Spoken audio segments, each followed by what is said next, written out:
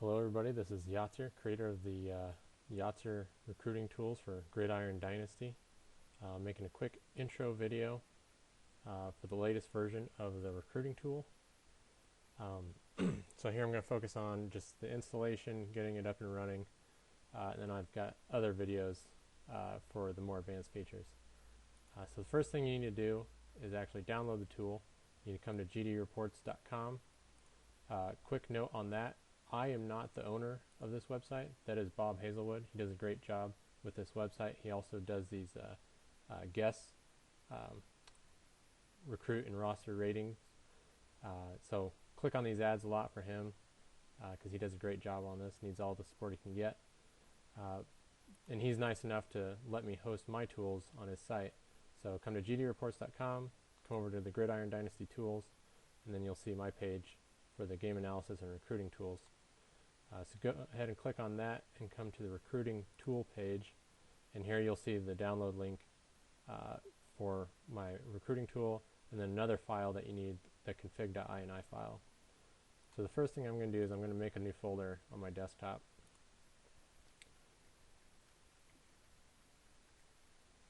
And that's where I'm going to put this tool.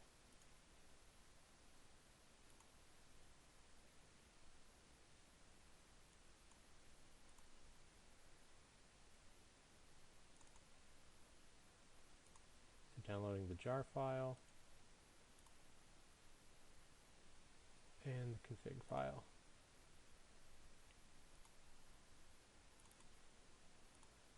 Alright, so your folder should look like this. One thing I want to point out, and this will help everybody out a lot, is that by default Windows will not show the extension that this is in fact a .jar file. To get it to show that, come into this folder and search options and click on view, and then there's this checkbox that says hide extensions for known file types. Go ahead and turn that off. I recommend that being off for everybody all the time anyway. So once you turn that off, then you can see, yeah, it really is a config.ini and it really is a .jar file here. So at this point you will probably be able to just double click on it and run it. However, if you have not installed Java, then you won't be able to. Windows just won't know what to do with it. If that's your case, then just go to Google and search for download Java, and then come to this page. Then you can download and install the latest version of Java. So I've already got it. At this point I can just double click this and it will open up the recruiting tool. Now the first time you open it, it's going to be completely blank. So no recruits to see. It doesn't even know what team I am. So the first thing I need to do is actually put in my What If Sports username and password.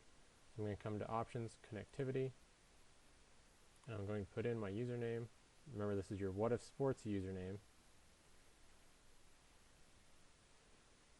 These other options, you generally don't need to worry about those. If you're using this at work and you use a proxy, then you can use these to maybe be able to connect to the What If Sports site. And then another option here is if for some reason whatifsports.com has been blocked, then you can check this box to use wizjournal.com instead. So there's been cases where somebody's work has blocked What If Sports, but they have not blocked WizJournal, so you can use that instead. So I've entered my username and my password. Go ahead and save that. The next thing I need to do is File, New Season.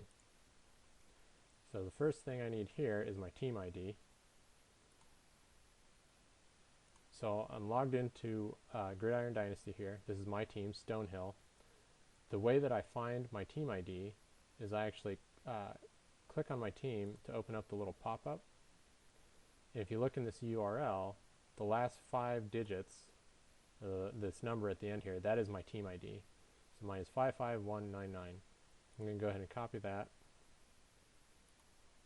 and put it in as my team ID. For the season number, what you enter here doesn't matter too much. It's more for just bookkeeping. It'll be used to create the file name for the season file that it's about to create. So recruiting just started for season 54. If you were starting this in the middle of a season, like if I had started a week ago, this number right here would say 53, but I would still enter 54 because I'd be looking at season 54 recruits. Alright, so I got my team ID, my season number, I hit save. Now the tool has figured out that just based off of my team ID that I am in Yoast, I'm at Stonehill, and then there's my season 54. And if I look in my folder, now I have a new file, Yoast Stonehill 54. This file is where it's going to save all the information about my recruits for this season. So at any point in the future, I can open this file again in the tool and look at those recruits. Alright, so now that I've got my season created, the next thing I need to do is just download or update recruits. So I'm going to turn on a few things here.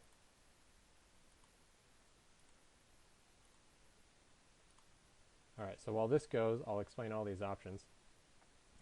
This first one, grab update recruits, is the basic function that the tool does, where it visits your recruit search page and starts to perform a bunch of searches. So the tool is literally coming to this page. It's acting as its own web browser, coming to this page and running a lot of searches. It uses a lot of different ranges for stamina, I think, to find all of the recruits that you can find on this search page. That's what grab update recruits does. Grab update out of vision, that will cause the tool to come to this page again, but the projected level, it will increase this. So I'm at a D2 school, and if I grab out of vision recruits, the tool will come here, set this to D1 AA, and then find all of the recruits that show up there. And then once it's downloaded all those recruits, any of the recruits that showed up in the D1 AA search but did not show up in this search, they will have red names. That just means that they're out of my vision. I cannot recruit them.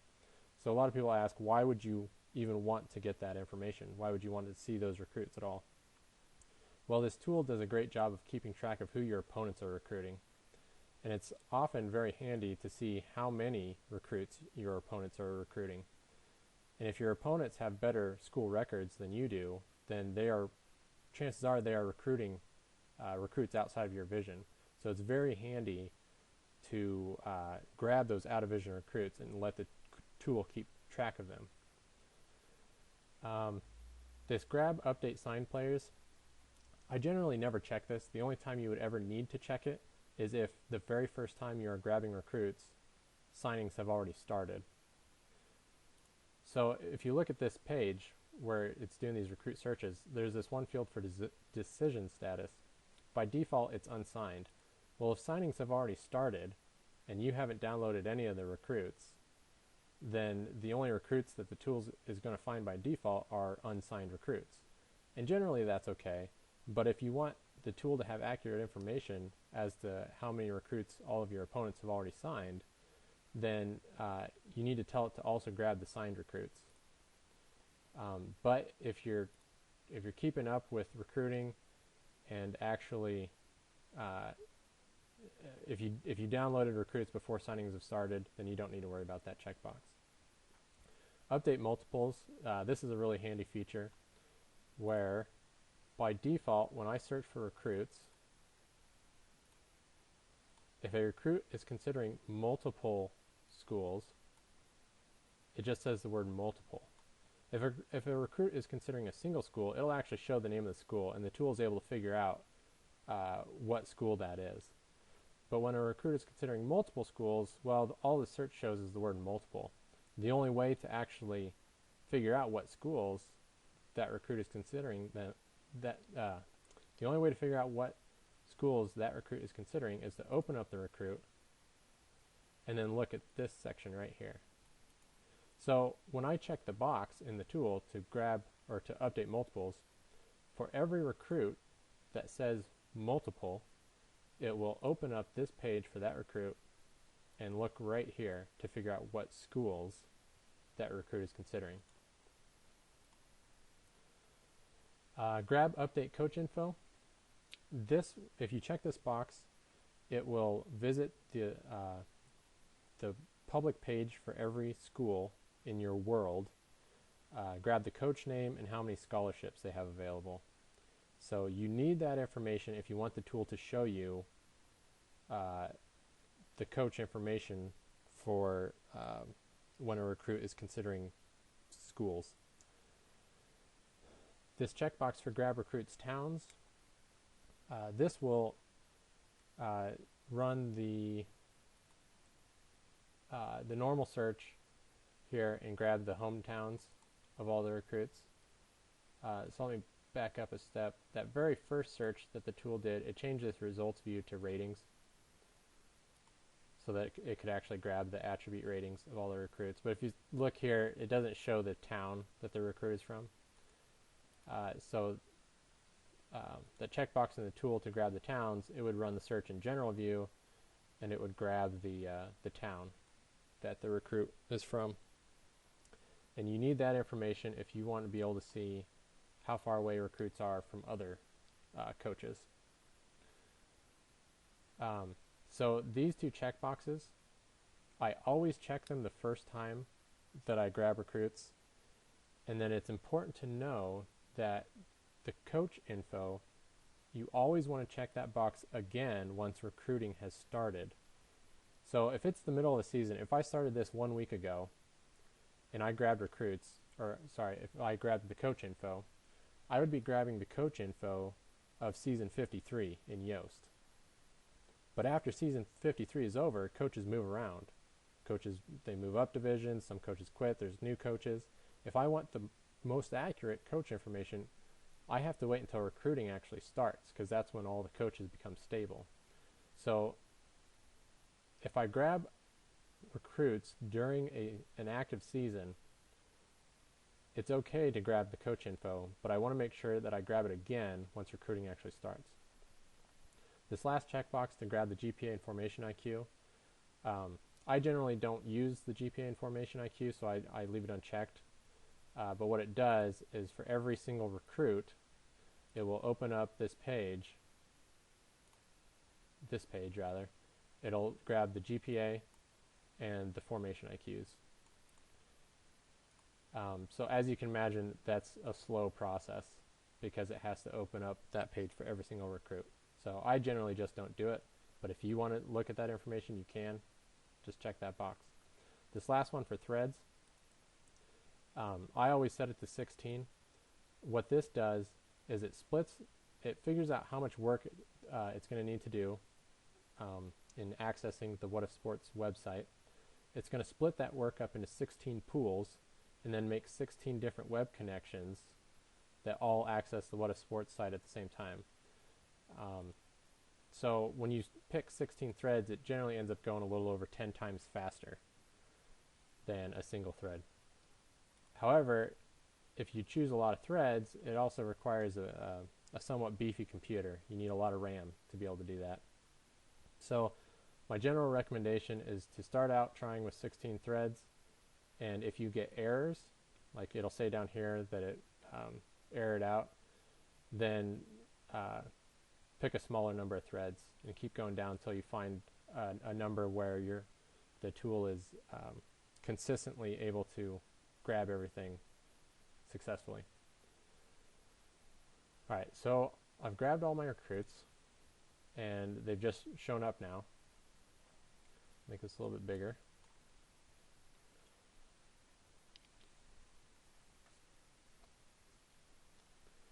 So right now it's showing me just all the recruits. I can scroll through, you can see the guys with the red names are out of my vision. You can see that the positions are all kind of jumbled together.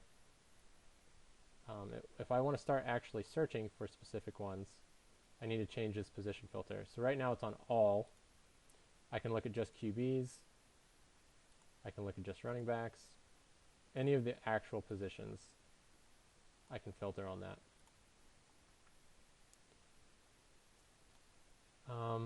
Another thing to show is that if you ever want to just quickly open up a recruit on the What If Sports site, you can actually click on the PID, player ID. So just clicking on that opened up that recruit in my browser. One thing to note with that, if you're not logged in to the What If Sports website in that browser, you'll get an error page. So just remember that if you click on a guy and you end up with an error page, just log in, minimize the browser, and go click on them again.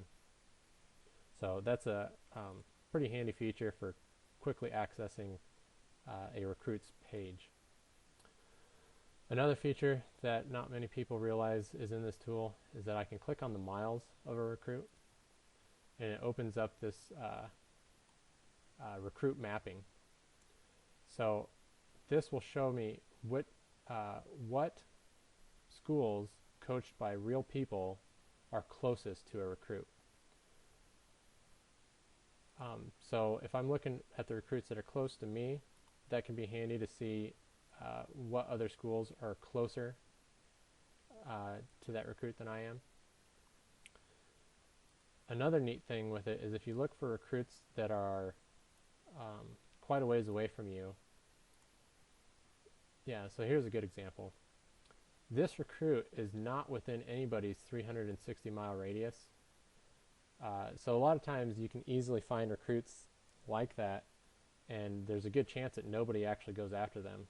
So if you find a good recruit like that, it could be worth watching them just to see if anybody actually goes after them.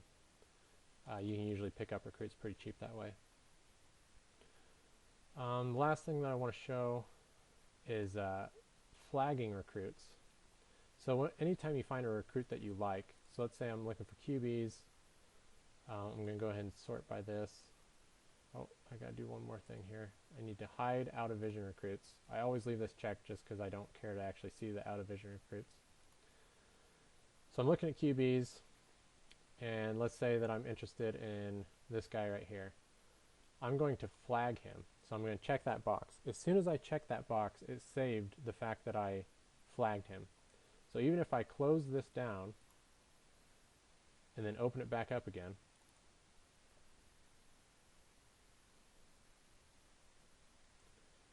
alright, I'm still on QB.